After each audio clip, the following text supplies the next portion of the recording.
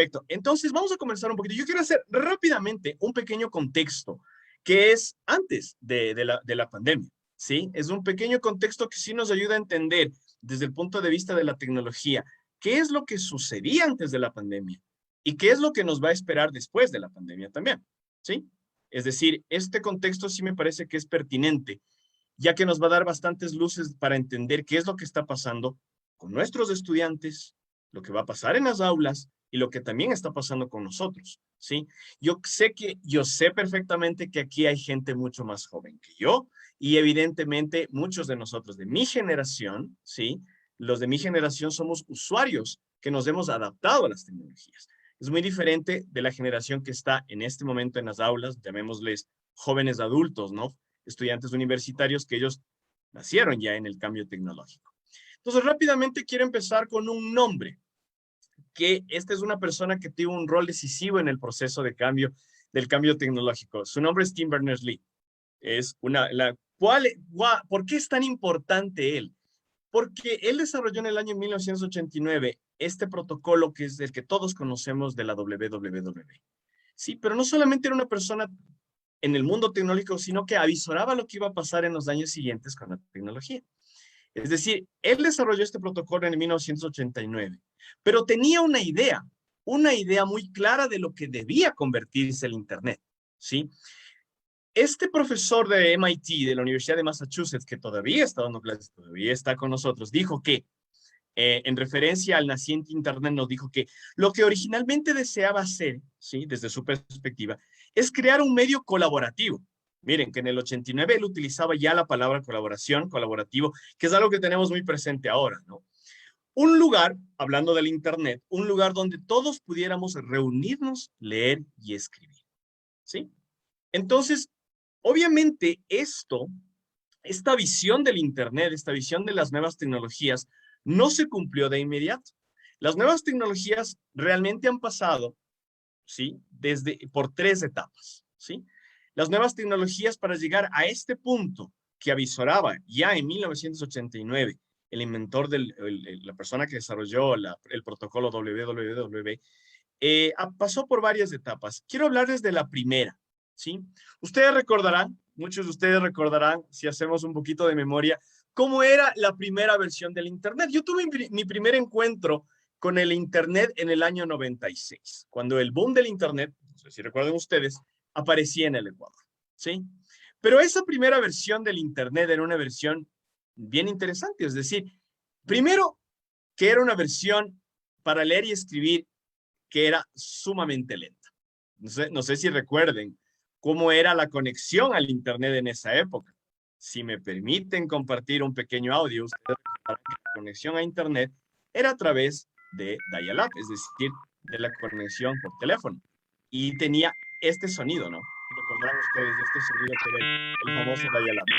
Y esa era la primera versión del Internet que muchos de nosotros vivimos.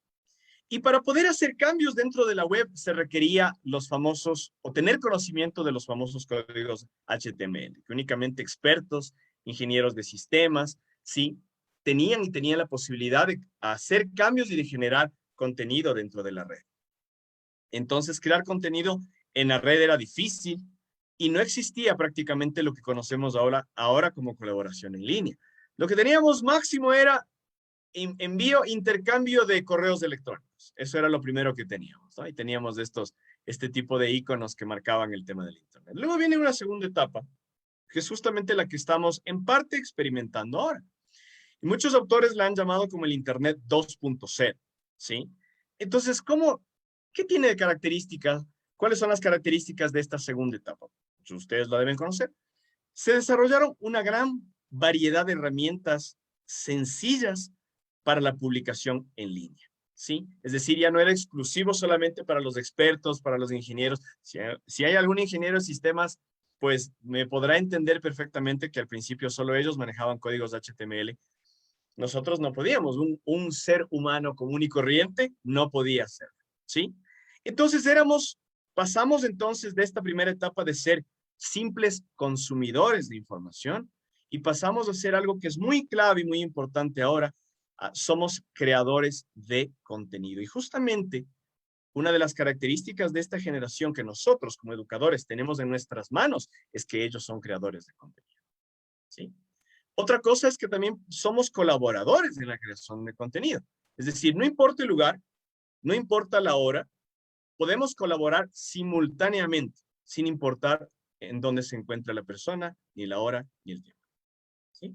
Tenemos herramientas tecnológicas que son sumamente amigables, no representan dificultad, ¿sí? Y que realmente nos permiten crear una serie de elementos de productos y de interacción en línea.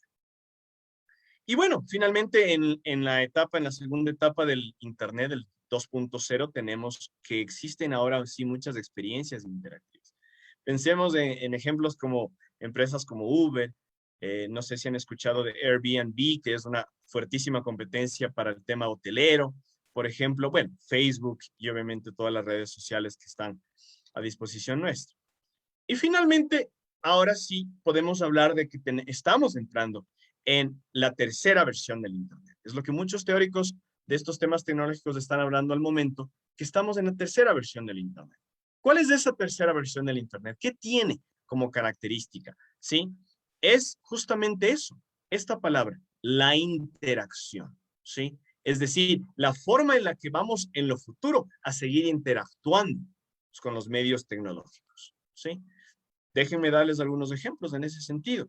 El tema de la conectividad, ¿sí? Se habla de que el 84% de las zonas urbanas del mundo entero tienen acceso a Internet, conectividad. En el plano educativo, hemos hablado ya en los últimos años de lo que es M-Learning o el aprendizaje portátil, que lo podemos llevar a cualquier parte, ¿sí? Incluso al día de hoy existen estadísticas que nos demuestran que el aprendizaje se ha incrementado tremendamente en los últimos años por el tema de el aprendizaje móvil, ¿no? El M-Learning, ¿sí? Porque cualquier persona que desea aprender algo, su primera forma de conocimiento es justamente un teléfono inteligente. La portabilidad, es decir, puedo llevar mi dispositivo a cualquier parte. El tema de la repetición, justamente, que se ha puesto en evidencia en estos tiempos de educación virtual. Los estudiantes tienen la oportunidad de, tras tal vez no haber asistido a la clase, tienen la oportunidad de repetir el video de la clase, de verlo nuevamente, de pausarlo, de regresarlo, de volver a verlo. No importa el lugar, no importa la hora. Un ejemplo de ello y de lo que en el futuro, bueno, ya es un poco el presente, pero en el futuro lo veremos mucho más, es el tema del desarrollo de las inteligencias artificiales. Las primeras versiones ustedes ya las tienen. Muchos de ustedes tal vez los tengan en sus hogares, ¿no? Tenemos asistentes, ¿no? Sí, que interactúan con nosotros. Google es uno de ellos, Alexa, Cortana, son este tipo de inteligencias artificiales que cada vez son mucho más frecuentes, son mucho más comunes en nuestros propios hogares. Y en todo ese contexto que les acabo de dibujar ahora, ¿sí? En todo ese contexto aparece justamente esta etapa que estamos viviendo aún, que es el tema del COVID-19, ¿sí? Y esto, obviamente, aquí conlleva una serie de consecuencias, de resultados, y yo lo que quiero esta tarde es comentarles a ustedes algunas que vienen desde mi perspectiva. Espero que les sea útil y que ustedes puedan, a partir de esta presentación, ahondar en algunas de ellas, ¿sí? Entonces, conversemos, por favor, justamente sobre estas experiencias en el proceso de enseñanza-aprendizaje. Sí, ya tenemos todo ese marco en el cual hay un desarrollo del Internet, ya no es la misma versión, sí, de los años 90, estamos ya en la tercera ola, digamos, sí, en una tercera versión del Internet, y justamente ocurre este tema de la pandemia. Antes de la pandemia, existían autores que hablaban del enorme desarrollo tecnológico. Campos como, obviamente, los negocios, el periodismo, ¿sí? La medicina, habían tenido tremendo desarrollo por todas estas ayudas tecnológicas. Y había autores que nos hablaban de que el campo que menos se había desarrollado era el campo educativo. Sin embargo, ya se habla actualmente de que en los últimos 2 años, en el año y medio, bueno, más de año y medio que tenemos este tema de la pandemia, ha tenido un repunte todo el tema educativo con relación al desarrollo tecnológico, ¿sí? Entonces, ¿cuál es el tiempo que vivimos ahora? Es un tiempo enormemente desafiante para nosotros los educadores, ¿sí? Es un desafío enorme el que nosotros hemos enfrentado y vamos a seguir enfrentando, ¿sí? Al final de la anterior exposición escuchaba mucho el tema de cuál es la alternativa ahora que vamos a regresar. ¿Será la modalidad híbrida? ¿Será que seguimos más bien virtuales? ¿Cómo lo vamos a enfrentar ahora que regresen los estudiantes a las aulas? Es decir, continúa siendo un gran desafío para todos nosotros, ¿sí? Y este tiempo que hemos vivido, una de las primeras cosas que les quiero comentar es esto. Una de las cosas que hemos tenido que hacer, yo estoy muy seguro que lo han tenido que hacer ustedes, es que antes de incorporar las nuevas tecnologías y opciones digitales, virtuales, en línea en nuestras aulas, nosotros, los educadores y educadoras, debíamos probar esas herramientas virtuales, ¿sí? Entonces, definitivamente este ha sido un tiempo de probar antes de aplicar. Y evidentemente eso ha conllevado muchos procesos paralelos a todos nuestros procesos de enseñanza, ¿sí? Entonces hemos tenido que probar todas esas alternativas. En muchos casos, por ejemplo el mío, esta ha sido una experiencia muy personal mía, no sé si sea la de ustedes, posiblemente tal vez, puede ser que sí, nos ha conducido este hecho a territorios que antes habían sido inexplorados, ¿sí? El hecho de que tengamos o hayamos tenido que incorporar de un momento a otro una cantidad de opciones tecnológicas en nuestras aulas, definitivamente nos ha llevado a explorar territorios que no han sido visitados anteriormente.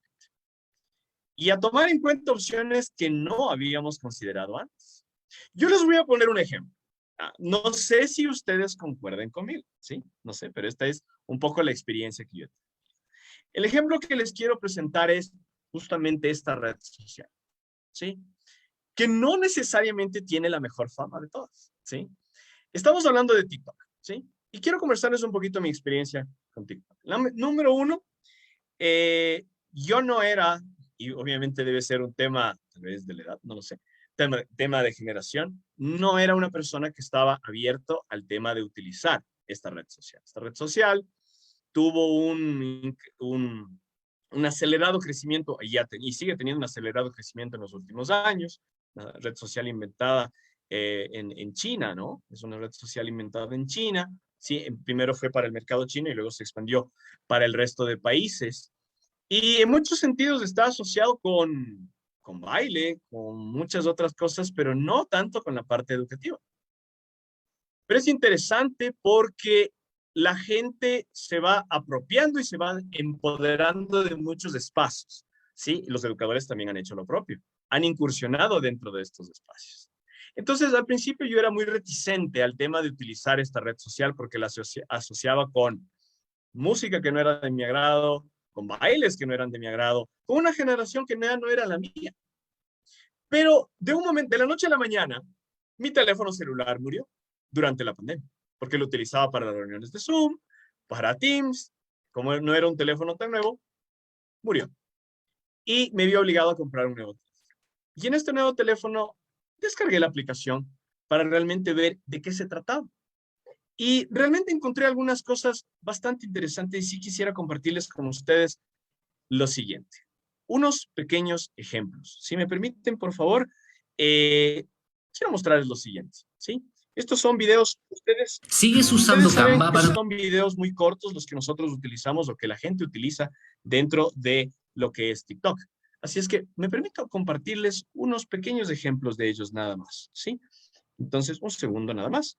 Aquí está. Por ejemplo, les voy a bajar un poquito el volumen, que está muy alto. Y, por ejemplo, aquí tenemos un video TikTok que apenas dura pocos segundos. Presentaciones es una buena herramienta, pero hay otras. Voy a dejarte 3 alternativas a Canva que te ayudarán a hacer presentaciones de alto impacto.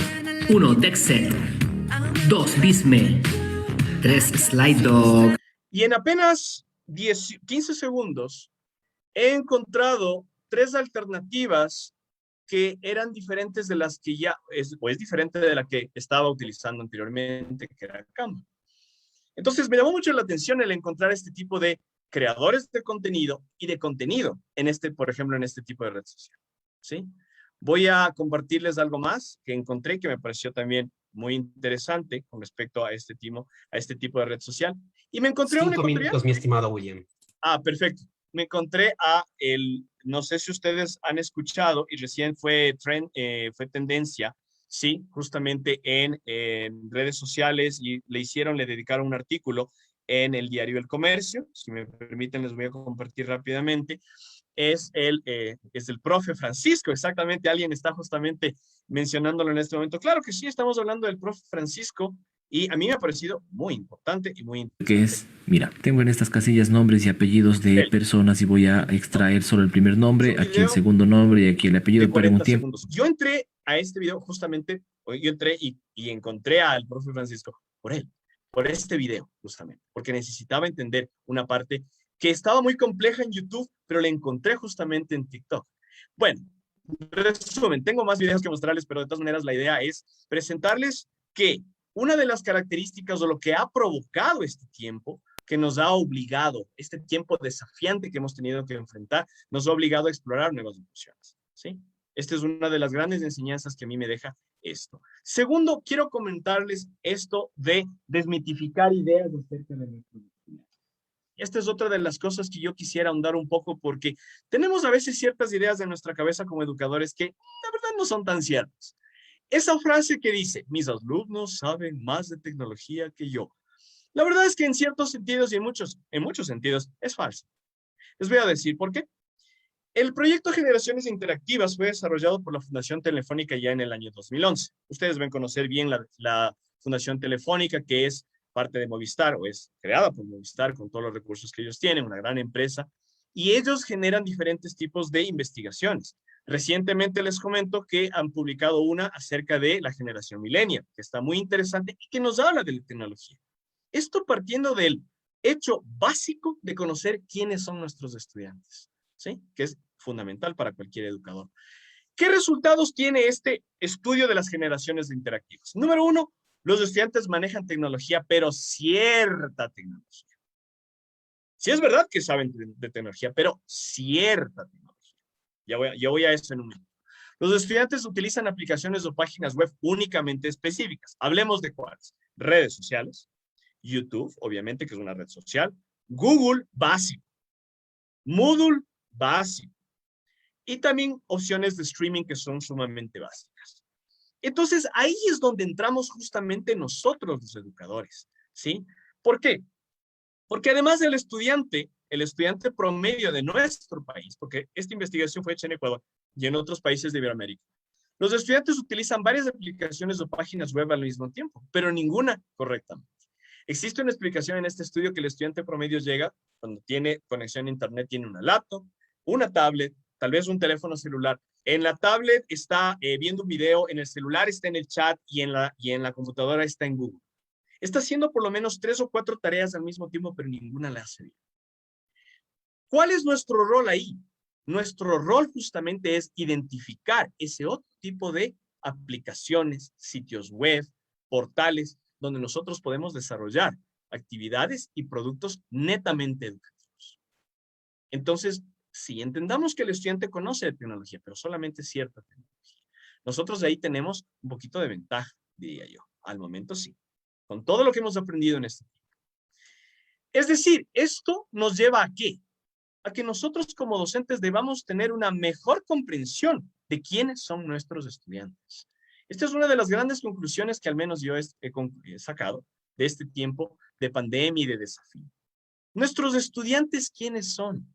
¿Qué les caracteriza? Yo sé que cada estudiante es diferente. Yo sé perfectamente que cada uno viene de su contexto diferente, tiene una mentalidad diferente, pero hay algo que les hace muy similares.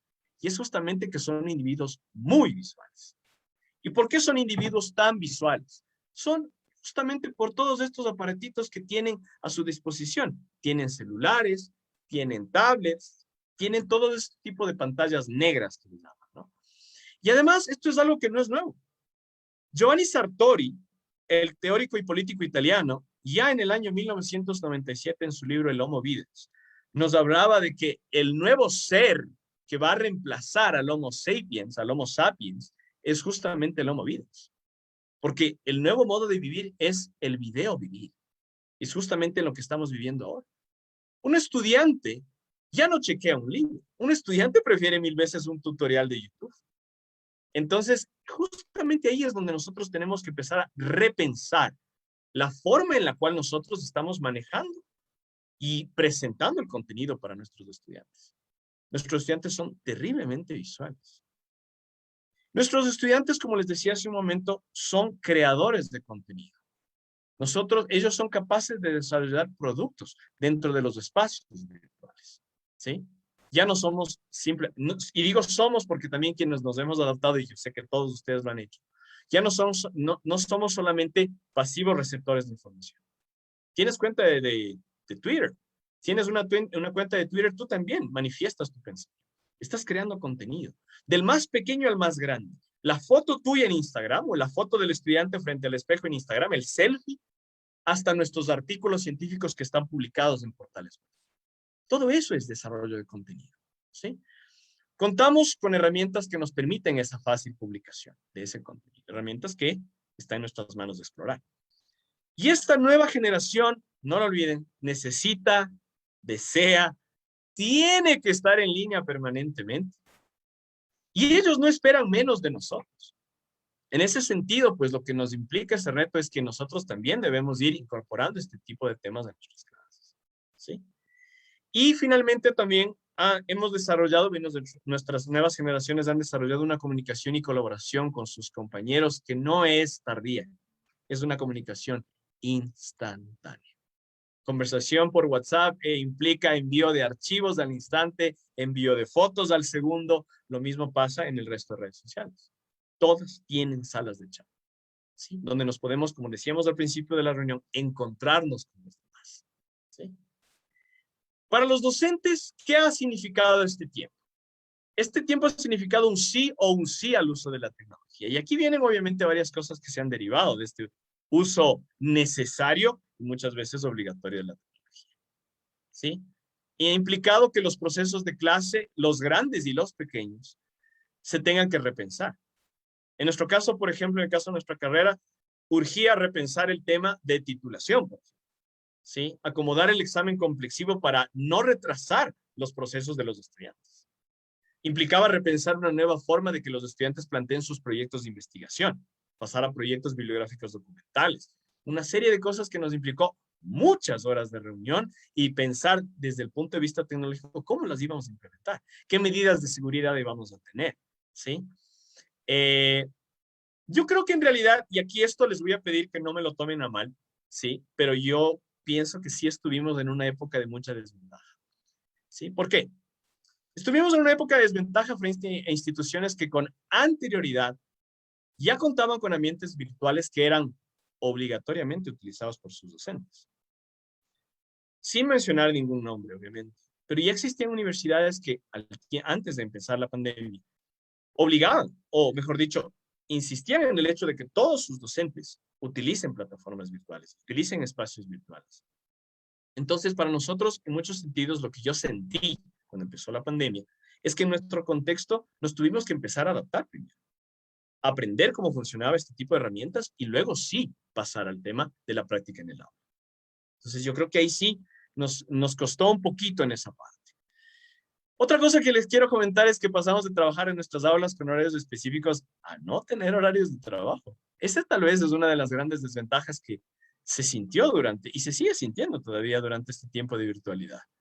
No existe mucho horario de trabajo, ¿no? Si la reunión es a las 9 de la noche, es a las 9 de la noche. Se lo hace con gusto, sí, pero tal vez es una línea muy delgada la que se ha cruzado entre tener y no tener los espacios personales. Parece que es así a veces, ¿sí? Y esto también nos ha obligado a nosotros como educadores a tener un entendimiento diferente, ¿sí? De nuestros estudiantes respecto a su situación de acceso a la tecnología, ¿sí? Entonces, eso también ha implicado mucho que, no sé, en muchos sentidos, personalmente puedo decir, me ha tocado dialogar aún más con mis estudiantes, encontrar el espacio como para poder conversar con ellos más y entender qué les está pasando, porque tal vez yo solamente veo la ausencia de un estudiante en el aula, que no está presente, no me participa durante la clase virtual, pero tal vez necesito entender un poco más qué es lo que sucede.